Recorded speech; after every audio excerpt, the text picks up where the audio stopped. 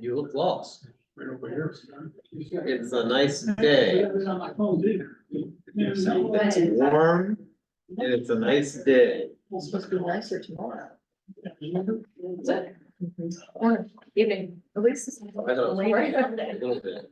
Like, warmest today, and a little bit less tomorrow, but not much. And it's supposed to rain on Thursday, and Saturday and Sunday. I take the rain because I had my lawn service out to fertilize. I don't want it to rain on Saturday and Sunday. I don't mind it raining in the week. Okay. It's the weekend, that was nice. What's the best? So I had rain. Uh-huh. So this new thing is. I just looked Used to at do Where it needs to be. Yeah.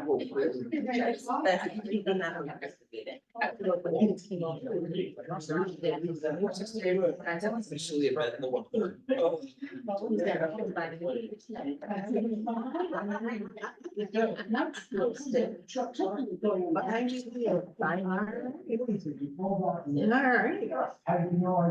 Sorry, but yeah, you know, grandma comes dead. Oh, I think we had some. That's good.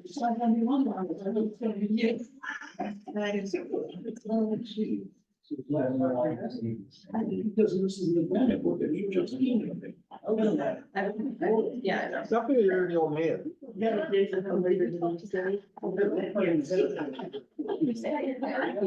Oh, no, I moved it. I was gonna tell him when he starts talking. Yeah. Yes. 1.7 million. Six. We're just talking about that. 1.6 million. It's cheap. The problem is if you try and buy one now, it's at least 3 years to have it built. Wow. Are we free? Well, look, that gives us 3 years to figure out how we're gonna come up with $2 million. We can save our money. Use theirs, borrow theirs, what, take theirs? It takes 3 years to get one, it gives us 3 years to figure Because it they out. want money to make sure they really. They don't have what is it, like, Keystone. or no, like the sample ones, So that's actually what we bought. like With the where, demo, yes, that's That's it. exactly what we bought. yes, But now it's on tour. However long they want. you get it when they're done. Oh, you don't have it? It's on tour. Oh, good. We bought a demo. Oh, so it's on tours all over different stations and the shows come out there. It's going across the United States. They're gonna break it in. Yeah. Hopefully they won't break it. Yeah. Don't worry about Yeah. it.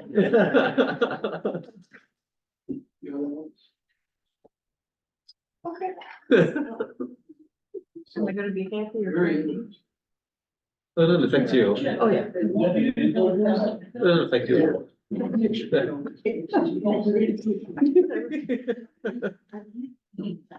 Someone's not here tonight. So, we're gonna see that.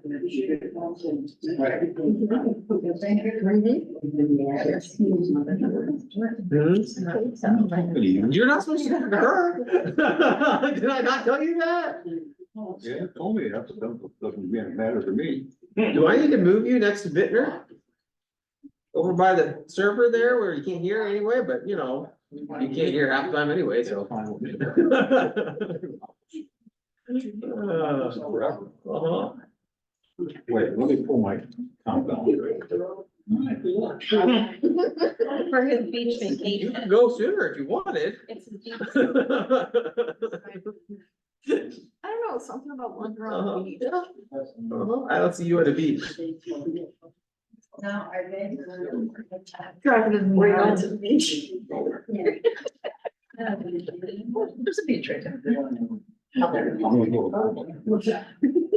And you don't? I'm gonna sit on Jim Brown steps down there. but-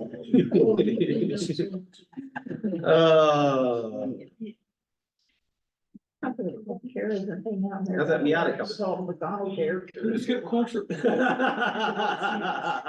reckon I had a little discussion about this. Oh, did you? Oh, what kind of dog is she getting? She talked and you listened. They're getting a dog named Miata. My husband keeps bringing that up. You're the one that takes them to coffee. When I'm bored, I call him, I says, let's go meet for coffee.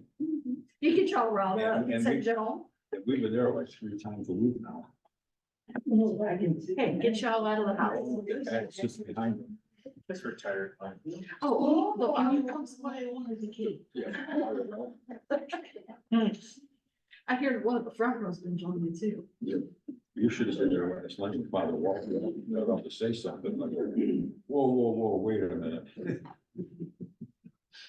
Yeah.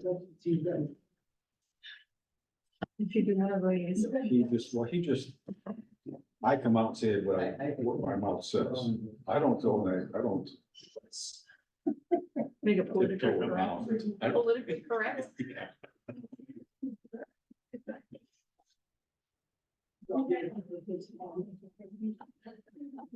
Good evening.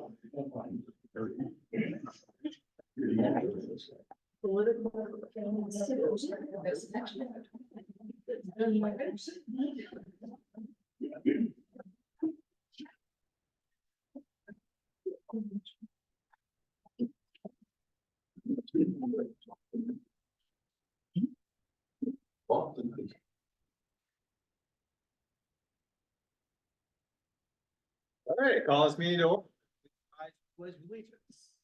I pledge allegiance to the flag of the United States of America And to the republic for which it stands, one nation, under God, indivisible, with liberty and justice for all. Roll call, please. Mrs. Thompson. Here. Mrs. Moore. Here. Mr. Gray. Mr. Bittner, Here. Ms. Wong, Here. Mr. Lunder. Here. Mr. Johnson. Here. Approval of the minutes from the regular meeting of council for February 27th, 2024. I know there's one correction. Is there a motion to amend to correct the vote on 2024-R-03 to reflect that all the votes were in the affirmative? Motion made. Second. Motion made by Ms. Wong, seconded by Mr. Bittner. Everything else was a clerical error, so we don't need to actually vote on those to be corrected.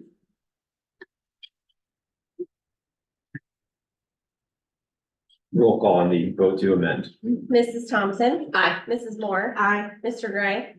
Mr. Bittner, Aye. Ms. Wong. Aye. Mr. Lunder. Aye. Mr. Johnson. Aye. Is there a motion, are there any other additions or corrections to the minutes?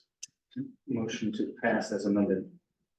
Motion made by Mr. Bittner, Second. seconded by Mr. Lunder. Roll call, please. Yeah. Mrs. Thompson. Aye. Mrs. Moore. Aye. Mr. Bittner, Aye. Ms. Wong. Aye. Mr. Lunder. Aye. Mr. Johnson. Aye.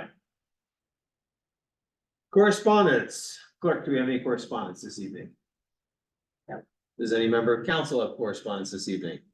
Yes, all of council received an email from Jason Morris on March 3rd. Addressed to members of council. I want to thank all of you who showed your support for our group's annual car show event by voting to approve the resolution. This grants us use of property we were using last year and gives us a term to reuse this agreement so we can keep moving this forward. As I understand, council does not have authority over the topic of closing part of Andrews Road. But I wanted to take a brief moment to share little about how that looks. Attached is a map. The section in purple is the proposed part of Andrews Road we would like to close. South of the fire department driveway down to AutoZone.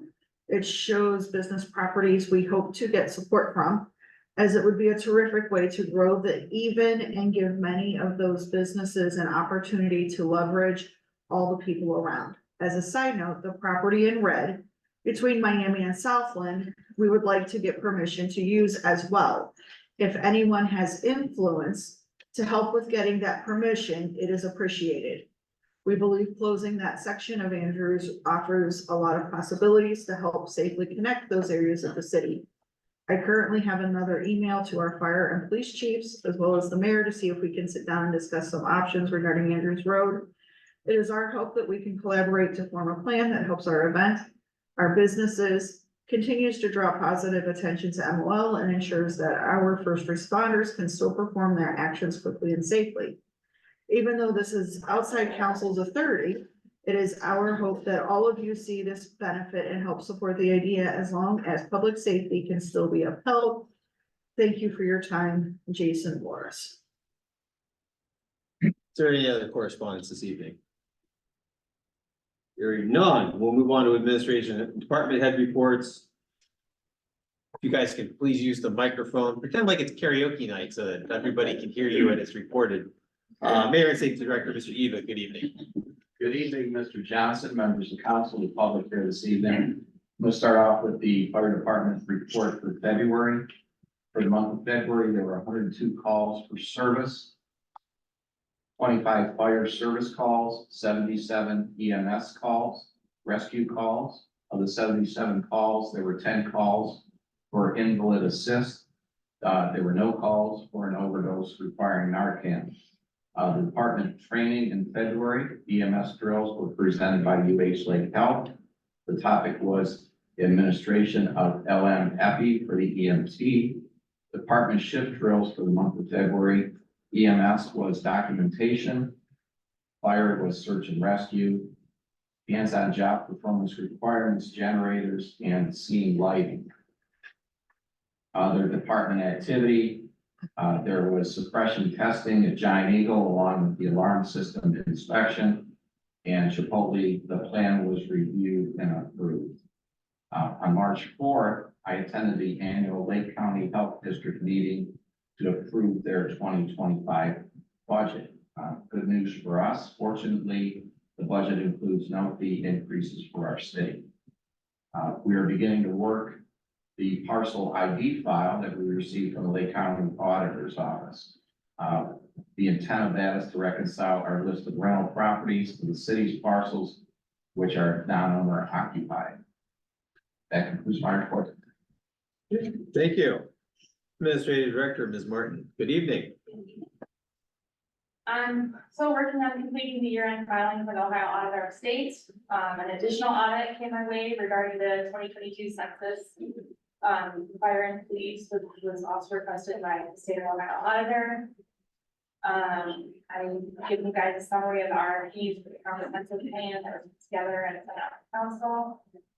And Aqua will be starting the Fern water line replacement around March 25th, as estimated to be completed by the end of June. The location is Andrews Road to Lake Street, and residents will be notified prior to installation. Okay, thank you. Law Director, Mr. Lyons, good evening. Pass the microphone to him, would you please? Belt it out like, you know, this is the Grammys. Yes, it's, Al Pacino, no report tonight. Thank you. All right, thank you. Police Chief, Chief Forsyth, good evening. Good evening. So there were some questions. I was asked to look into fire that occurred on Salida back in December to verify the actual times. You know, we've talked about it before. Hopefully what I present tonight will satisfy everyone and be done with it. So on December 17th, last year, 1540 hours.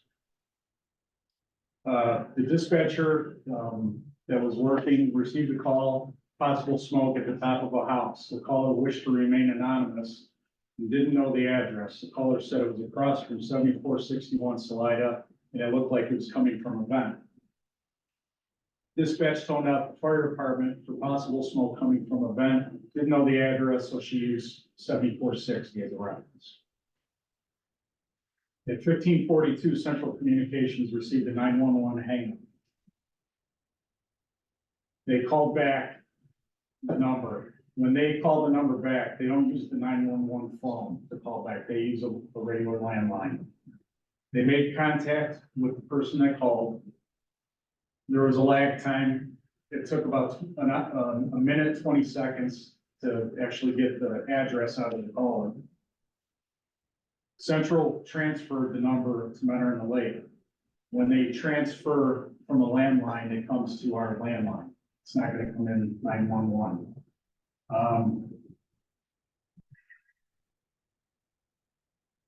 15. So then at 15:44, Mentor in the Lake received a call of an actual fire. That call disconnected. 15:45, she toned out as an actual fire with the actual address. And 2513 called out en route at 15:47 hours. At 15:49, they called on scene. There's incorrect times on the call for service sheet. My guess is my dispatcher was so busy that night that she forgot to push the button when they called on scene, and it didn't get corrected after the fact. I verified the times by talking to Central, my dispatcher. I listened to our recorder. Gives the actual time. When I was in there tonight, I did notice that the time on that computer is 2 minutes slower than the actual time that could have played into it. So, but overall, I think everything happened the way it should. There's the delay with Central calls going into them first, trying to get the right address. They actually had a total of 4 911 calls to them. So, if anyone has any questions? I have a question. So thank you for reviewing that. I guess my question is, you were going kind of out there. So the time between 1540 and dispatch was at 1546, 1547. What occurred during that time? The first call came So in? 1540, they get the first call, and she was on the phone with the caller for around a minute. Mhm. They thought it was, she saw smoke above the top of a house. The caller says, I think it's possibly coming from a vent. So they were thinking, because it's December, is it a fireplace? Is it, a smokestack or something else? But they did still, she called over the fire department. And then she let them know about it. They did tone them out. They were gonna go do a check before they did an actual Mavis to other cities, which is not uncommon to do. In the meantime, Central gets a 911 call. It was from a passerby. He saw the smoke, actually got out of his car and was going up to check the residence and called on his cell phone. He didn't know the address. That was actually the second call. The first one they got, the first 911 call, they got disconnected. They called him back. And then they talked to him. He was a passerby, goes up to the house. Somebody greeted him. The homeowners were in Parma. They were on their way home. Someone, it must have been a neighbor that greeted him. You could hear him on the call. And they were able to determine that there was a fire. That's when they transferred it from Central to Mentor in the Lake. So is that common or typical to require visual confirmation of a fire before tones go out? That's the question I'm being asked, is the delay between the initial notification and dispatch, really. Yeah, so it's a lot of times we get calls, smelled gas or smelled smoke, or in this case, the caller stated she thought it was coming from a vent. It's not uncommon to get a truck. They actually took a truck, they were headed that way to check it out.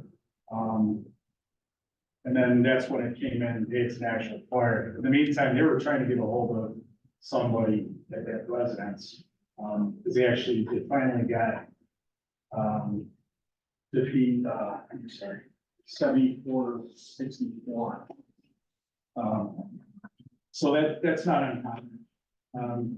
because the big picture is when they tone out for Mavis, you got everyone, obviously from Menor Lake, then you've got Willoughby, Menor, and Grand River that are sending this as well.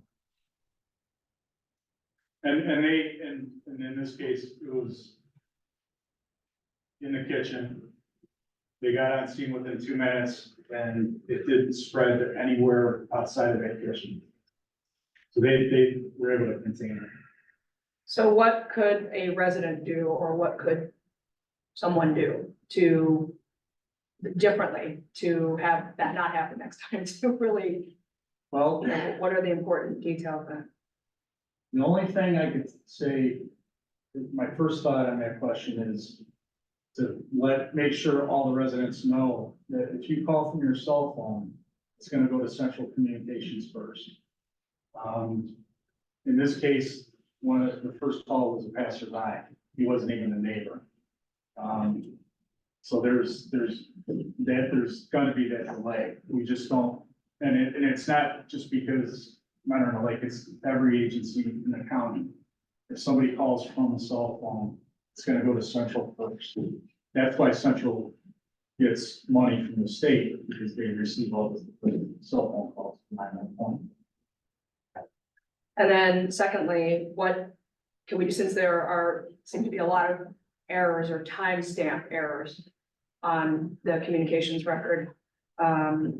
What can we do to correct that? What can we do to make sure that's accurate? That serves not only to help in circumstances like this when you're looking back, but it can help us also if there's ever a question as to whether something was, I mean, you absolutely can prove your point by accurate time. Absolutely, and what they should be doing, and this is, so this recorder that we have is ancient. It's, I don't know, I explained it at the appropriations meeting, it's Windows 7. I can't even open it on my computer, I have to go to the old computer and dispatch. This new system that we're getting installed this week is the best that's out there right now. So it's gonna make things a lot easier. What they should be doing is going back and checking their times in the CAD with the actual times in the computer. What we're gonna get this week is gonna make that a lot simpler. Okay, but that is protocol, and that's something that should be done. And we can go back and fix this. It's just, it's everything's done manually now, but it should have been. And it shouldn't be fixed after the fact, I mean, that's right, I mean, That's a conversation that we've had. okay, thank you. Okay, Just for my clarification, then, if I dial from my cell phone 257-7234, it would come right here, It'll come here. Okay. Just 911. 911. So they could even, if they program speed dial, police department, fire department, for those 257. So that is the report that I have from my neighbor, is that the non-emergency number is the number that was called at 1540, and that's the cell phone screenshot. So it did not, the first call did, or that we know of, did not go to 911. They, at 1540, there was a call to dispatch, to our dispatch. And that was the call where, she wanted to remain anonymous. She didn't know the address. She said it's across from 7461, and it looked like it was coming from a van.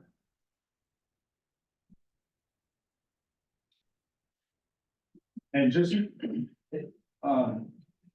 the future, if you have any questions, feel free to, I'm sure Monday through Friday, come see me. I'm come to my office, we'll sit down and listen to it. Thank you. okay, any other questions for the administration? I'm gonna make a comment to what Chief Forsythe said. May the 3rd, I received a text from Mr. Johnson. It says, I'm sending Jeannie to you regarding the fire on Salida. Apparently the call didn't go to 911, went to non-emergency dispatch, and there were some discrepancies with the timestamp. I'm taking a call to this because I gave a report to Stan or Steve, whatever his name was, your fire chief on Salida. And with the numbers I got were the correct numbers I got from police chief, the fire chief, and the mayor. And now it seems like I'm being called a liar. I wanna know what the problem is here.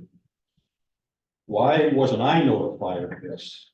If you're calling me out and you're telling Johnson, Nobody was calling I you wasn't out. calling you out for She anything. she was I was asking actually for asking- help and I was yeah, sitting. why Because did you got the same- why did you send this, why don't you talk to me instead of sending me a text talking about this? I feel, just like Michelle feels, she is getting picked on through social media. What you, if you're gonna vote for this and vote for that, that type of thing, and now we're getting called out on this stuff. I don't like it. How are you being called? I sent you a text message just to let you know. that I Because told it sounds Jeannie, like me, it's a discrepancy because of me giving the wrong time. that wasn't what I said at all. I didn't say that, but it implies that. Does not imply that. So the only thing I did tonight, or I should say, yeah, tonight, I talked to the police chief and I talked to the mayor. And I asked them, what do you do when you get a call for reports? I suggest, and I like any other city, that they get if they want a request for reports, the police department or fire department should get it in writing. And it should be signed and not anonymous. I wanna know, we have a leak in the fire department for 4 guys over there that I know of. And there's stuff that comes out of there that really ticks me off. Clearly. Because they're over there going, the stuff is coming out of the fire department, going to other people. And then all of a sudden we get called out on it. Now, let me be very clear what I said. I just read what No, you said. let me be very clear what it says, because you're clearly misinterpreting what I said. When I talked to Jeannie, she had some concerns. I couldn't answer her questions, and I felt that you were a good person to go to as the safety chair of this council, as an experienced firefighter, and as someone who had already been involved with this issue and had already communicated with the administration on it. I had not. So I had no knowledge other than what had been reported by, do not interrupt me, let me finish. You know what? You're getting under my skin right now because this was sent to me on May the 3rd, or March the 3rd. Yeah, What's today's date? I haven't heard from anybody yet. how am I supposed to help that? Hey, it says you, Jeannie's supposed to. I've was been giving- waiting to reach out to you to compare notes because at the So now last, you bring it out at a council meeting, you know, no, and it's like it was all of a brought up by sudden, the administration. you know, because again. There's too many damn leaks in this damn fire department and that's got me upset. And it needs to be stopped.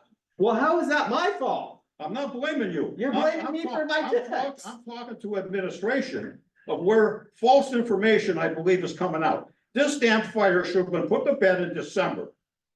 And I And don't. here it is in March and we're still going at it, and I'm fed up with it. It needs to stop right now. We don't need any more Salida people saying that, well, oh, this fire, the times are still wrong. So We nobody's- got Nobody's 16 saying seconds. that, Jim, because we're still looking at it. Actually, the reason you were a person that I could come to and ask about it is we independently asked the administration about it and we each got the same answer. You confirmed that at the last, at 2 council meetings But ago. now it says there's discrepancies. On the text I got. So What he just told us We was just that the learned that they're original report had numbers that weren't all corrected. Am I correct on that? Thank you. So there were discrepancies. As I indicated. Then it needs to be put to bed, and that's it. And Well, but that I'm was still- what we were And hopefully I'm still doing. requesting, and I'm going to the mayor on this as a safety director, not the service director. That we do have some kind of plan in place where if there is any information that anybody wants to report, it needs to go to the police department, fire department, and it needs to be signed by the person asking for it. And if I hear anything coming out of that fire department at a different number, I am gonna come down and I know there's 3 or 4 of them that I know for sure, there are leaks coming out of that department. And we met and we talked about updating the SOPs. And making sure that they all understand some information stays with the family. And as a courtesy, I will never send another council member your way. I will happily send them to other people because That's not the point. The point was, it's how many days later? It should have been, if I got the text, when did you find out about it? that day, that's Okay, why I sent it to you okay. right away, in And case then- she called you. Yeah, I've and actually seen you once since then. you should have. We all have phone calls, we all have phone numbers, and we all have texts, or we all have emails. Last week was pretty busy, so I was waiting for your time to call you, which is why I asked this evening if I can call you. And you don't have to call me. Mr. President, would it help, just to clear the air on this a little bit, maybe have the chief give the clerk, the exact time so that you can include the exact times in the minutes so that anybody in the city that wants to see exactly what time you have, Sure. they can just read it in the minutes. Well, the minutes will be entertaining, that's for sure. Well, I think they'll be factual. And entertaining, but anyway. All right, any other questions for the administration? What is an SOP? Steve? You're not right in position. Thank you. I did have a question. Now that we have the RFPs, I believe, Mayor, that you had indicated that you were going to have the Community Development Citizens Advisory Committee review those? Or were you going to make appointments to that? I looked at the RFP. Mhm. We talked about, and I think this is where council's headed, is to turn it over to the Community Development Committee. And in my mind, yes, I do have residents that are interested in. We never, I don't think we ever came up with a number, like we want 2 residents, we want 20. I don't think there's a number in there. So I would ask council to say, you have 3 people on your Community Development Committee, how many residents would be reasonable to add to Well, that? the ordinance actually states there are 5 members, 4 of them you get to appoint Okay, with our approval, and 1 is appointed by the council president. okay, So, so we want 5 total. yes. And I appoint 4. Yes. All right, And actually, we don't have to approve the 4, it just simply says 4 shall be residents of the city appointed by the mayor. Doesn't say confirmed by council, so. Okay. They're yours to choose. All right, that was my only question for the administration. All right, board committee commission reports, zoning committee. Zoning committee met on February 28th at 6:30 PM. Purpose to go over 1242.05C2. Temporary occupancy permit. Myself, Michelle Moore, Jeannie Wong, Rob Johnson, Desiree Thompson were there. We went over 1242-05C2 and discussed temporary permit. It should be issued to business, to open for businesses when the issue is of the interior of our exterior is not complete in compliance with planning and zoning. We sent a request to Mr. Lyons for his opinion. And the meeting ended at 7:19. Parks and Rec. Parks and Rec Board met on February 29 at 6:30. All appointed board members were in attendance except for 1 due to illness. In addition, Council President Johnson, Council Vice President Thompson, and Mayor Eva were present, as was Mr. Jeff Schick representing the public. The Star Seekers pre-eclipse programs on February 22nd and last night on March 11 were well attended, about 40 people at each one. The final Star Seekers eclipse-related event is on Saturday, April 6th from 12 to 2 p.m. at the library, and will feature instructions and materials for making an indirect eclipse viewer. Advanced registration to the library is required and includes a pair of eclipse viewing glasses, as long as supplies last. In terms of centennial celebration event planning, an evening celebration is being planned for mid-October at the Menor Harbor Yachting Club, with details still to be arranged. A second city celebration event, a family-friendly one with daytime activities involving the library and local businesses, was discussed. Funding for this was thought to be a potential challenge, particularly since we already solicit local businesses for help with the annual Fall Fest. Therefore, it was suggested we consider combining the two this year and have a 100th birthday party along with typical Fall Fest activities, thus combining our resources. This event, this year would fall on Saturday, September 7, and planning should be starting soon. A Centennial City logo was also selected for use on city electronic media and letterhead display.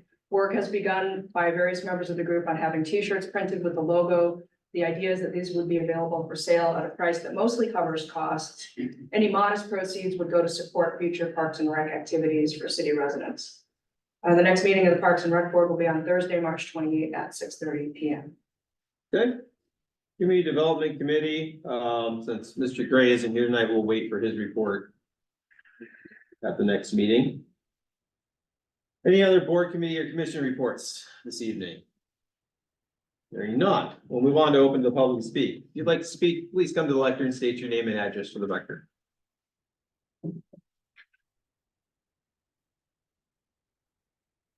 Hearing none, we will close this portion open to the public to speak. Legislation before council, ordinance number 2024-0-01, if you please read it by its title. Ordinance number 2024-0-01, second reading. An ordinance providing appropriations for current expenses and other expenditures of the city of Mentor-on-the-Lake for the year 2024, repealing any ordinance prior thereto and declaring an emergency. Okay, we have 3 amendments to this. The first one is under administration finance, section under other, it's to read $111,450. Under recreation, under other, to be changed to read $31,712.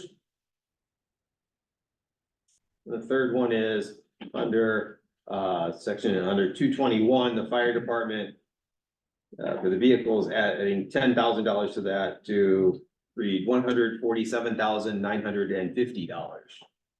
Is there a motion to amend as stated? Make a motion to amend as stated. Is there a second? Second. Motion made by Mrs. Moore, second by Ms. Wong. Roll call on the amendment, please. Mrs. Thompson. Aye. Mrs. Moore. Aye. Mr. Bittner, Aye. Ms. Wong, Aye. Mr. Lunder. Aye. Mr. Johnson. Aye. Is there any other amendments or discussion on this at this time?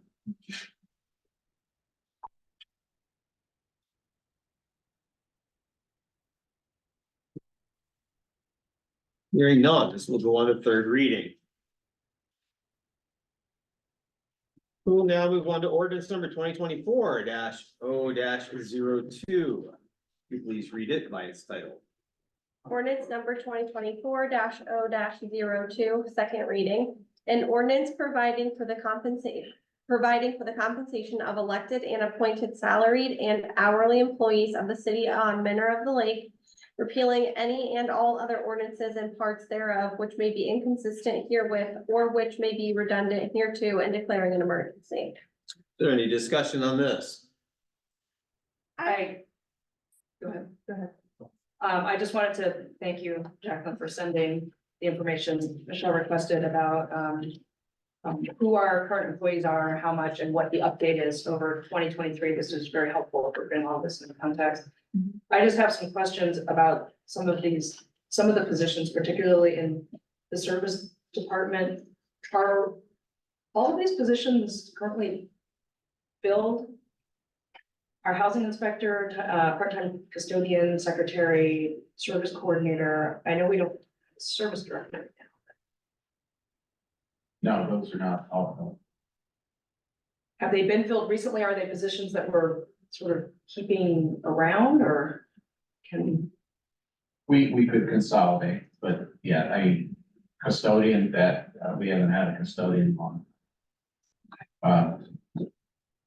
Part of Jim Tarosky and Chuck Snyder handle the housing and zoning inspection. Okay, thank you. My question is, when Mrs. Bartone was still here, the titles of the zoning department coordinator, the service coordinator, the zoning inspector, and the housing inspector, they were all getting an extra stipend for doing job duties at the time. How much longer are we expecting to continue that? Is this something that, based on what people are doing now, they're getting that compensation in their pay, and that's part of their job duties? Yes, Either put, like, my thing is either get rid of it or, we had talks of hiring a part-time housing zoning inspector. And in between everything else, and as you know, Jacqueline just came, Janelle is leaving us. I really want to fill Janelle's position before I look into the housing and zoning. And as I just explained to Mrs. Wong, we will continue with Jim and Chuck, getting the stipend for housing and zoning until, we kind of settle things down. Okay, in my opinion, we need a service director. We're at that point. We need somebody who is responsible for the entire service department, housing and zoning, who comes to our zoning meetings, the planning and zoning commission meetings. We need to have the responsibility of someone in that office. I don't think this plan is working. I mean, I don't see it as being a good thing. If I'm walking around our city, which I do, walking my dogs all the time, I see a lot of things that are getting overlooked and not done. In terms of enforcement, in terms of follow through on a lot of the things. The rentals are a perfect example. No one's been doing that since we lost our service director. When you say, we need rental inspection. Nothing had been added onto rentals at all in terms of registered rentals in years. You look at just the list that I provided of rentals that were not registered in our city, and it's like, we're falling badly at doing this.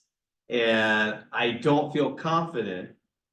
And we keep losing people in our service department. Something isn't right. We need to change something, and I think we really need to have a service director. I don't know what the rest of the council feels on that, but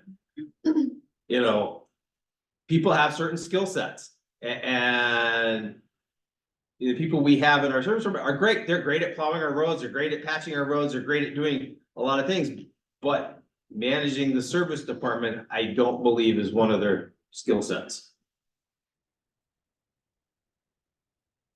What does the rest of the council think?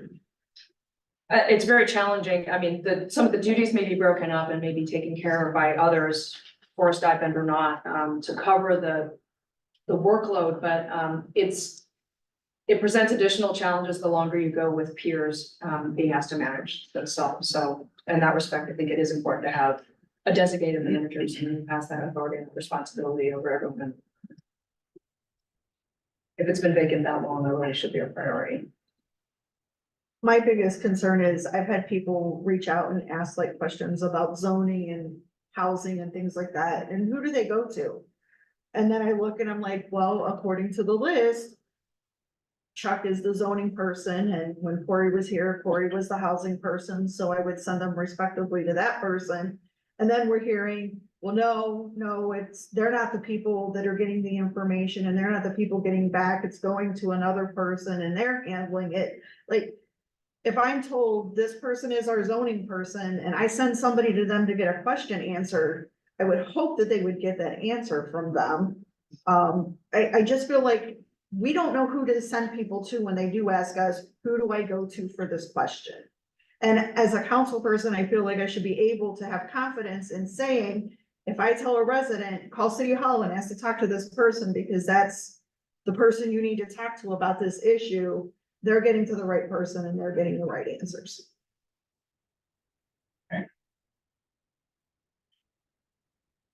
And I would like to agree with everyone so far too. I mean, you know, from the last conversation we had, and from what Rob has said too, I just think that the skill set might be missing back there. You know, all the guys do great work. They honestly do. Every time I've always had an issue with something I've seen, they've always been there, always been on it. But I think that being in a manager of and managing your peers, it's a totally different skill set. You know, that it's just missing back there, and I really do think that we do need a service director position.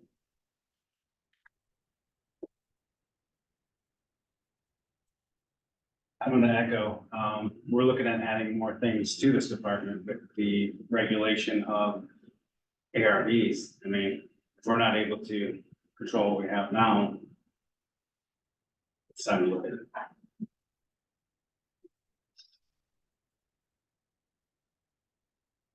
Is there anything else on this right now? Does the mayor want to address that? About the service director, Yeah, I don't disagree.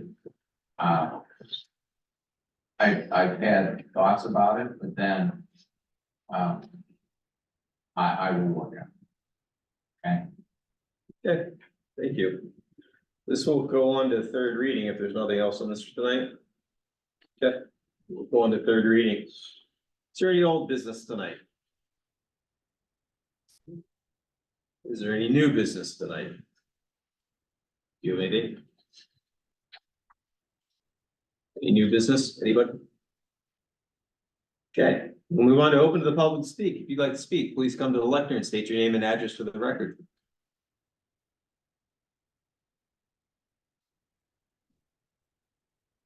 Hearing none, we'll close this portion open to the public to speak. Announcements and settings of meetings. We have the ordinance committee scheduled for Tuesday, April 2nd, 2024 at 6:30 p.m. We have the next regular agenda meeting Thursday, March 21st, 2024 at 6 p.m. The next regular meeting of council, Tuesday, March 26th, 2024 at 7 p.m. Are there any other meetings that we wish to schedule tonight? Is it too early to say already? We know the next Parks and Rec meeting is Thursday, April 28th at 6:30. You can say it. All right. Yeah. I mean, And the next charter review committee meeting has been moved from April 8th, because that's a close day, to Wednesday, April 10 at 6:30. Okay, anything else?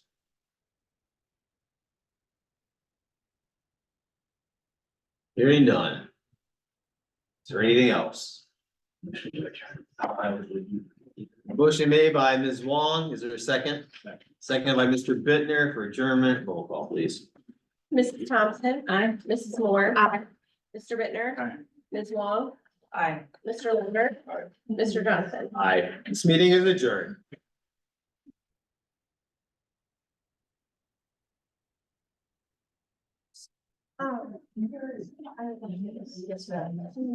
It says, the next Parks and Rec is Thursday, March 28th.